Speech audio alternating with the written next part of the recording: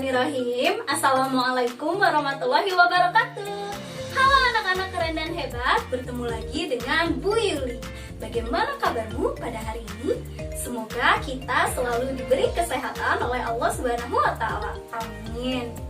Anak-anak, materi yang akan kita pelajari hari ini yaitu tema 3, benda di sekitarku, subtema 1, aneka benda di sekitarku, tentang mengenal bahan dasar benda dan mengenal nama-nama benda. Anak-anak, tahukah kamu benda terbuat dari berbagai macam bahan dasar? Nah, mari kita pelajari berbagai macam bahan dasar dalam membuat benda. Nah, bahan dasar yang akan kita pelajari hari ini yaitu kayu. Anak-anak, coba anak-anak perhatikan, kira-kira bahan apa yang digunakan untuk membuat pensil? Ya, benar, pensil terbuat dari kayu. Anak-anak, coba anak-anak amati benda yang ada di sekitar anak-anak. Wah, ternyata banyak sekali ya benda di sekitarmu yang terbuat dari bahan dasar kayu. Nah, beberapa di antaranya ada meja, lemari, kursi, dan masih banyak lagi. Nah, anak-anak, selain dibuat untuk perabotan rumah tangga, kayu juga biasanya dibuat untuk kerajinan. Kerajinan apa saja ya? Misalnya, patung dan figura. Anak-anak, sebenarnya kayu itu berasal dari mana ya? Ya benar, kayu adalah bagian dari pohon. Anak-anak, untuk memperoleh kayu, kita harus menebang pohon.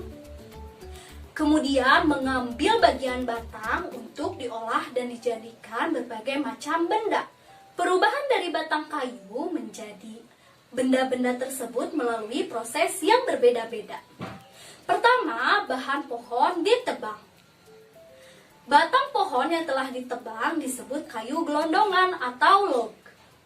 Kemudian, log dikirim ke pabrik atau pusat penggergajian. Pengiriman log menggunakan angkutan khusus. Contohnya menggunakan truk melalui darat dan menggunakan kapal untuk melalui perairan. Setelah itu, log dipotong-potong sesuai dengan kebutuhan. Untuk menghindari jamur dan serangga yang dapat menyerang kayu, maka kayu perlu dikeringkan terlebih dahulu. Caranya hanya dengan dijemur. Kayu dijemur sekitar 2 hingga 4 minggu. Setelah dijemur, kayu siap diolah sesuai keperluan atau kebutuhan. Anak-anak, kayu dapat dipilih menjadi bahan dasar benda. Mengapa ya? Karena kayu mempunyai banyak keunggulan.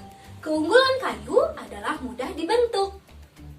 Bahkan beberapa benda yang terbuat dari kayu jati dapat bertahan puluhan bahkan ratusan tahun.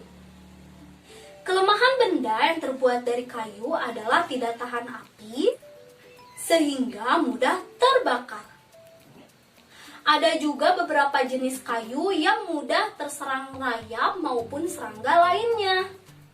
Setelah anak-anak menyimak tentang bahan dasar kayu, yuk coba jawab beberapa pertanyaan berikut ini. Tulislah jawabannya pada buku catatan anak-anak ya. Anak-anak, yuk coba perhatikan benda yang ada di sekitarmu. Adakah benda yang terbuat dari kayu? Yuk coba tuliskan hasil pengamatanmu pada tabel berikut ini. Nah, anak-anak dapat menuliskan 5 benda yang terbuat dari kayu dan kegunaan dari benda yang telah kamu amati. Tulislah pada buku catatan anak-anak ya. Anak-anak, tadi sudah disebutkan bahwa kayu itu berasal dari pohon. Nah, biasanya pohon yang banyak itu disebut hutan. Nah, kira-kira menurut anak-anak, apakah anak-anak tahu sebenarnya fungsi hutan itu untuk apa ya? Nah, fungsi hutan berguna untuk menyerap air hujan. Anak-anak, fungsi hutan antara lain untuk menyerap air hujan. Hutan menyimpan air hujan tersebut dalam jumlah yang banyak. Namun, ketika hutan digunduli, membuat aliran air menjadi terganggu. Hal ini menyebabkan air menjadi tergenang. Akhirnya terjadi banjir yang mengalir ke pemukiman penduduk.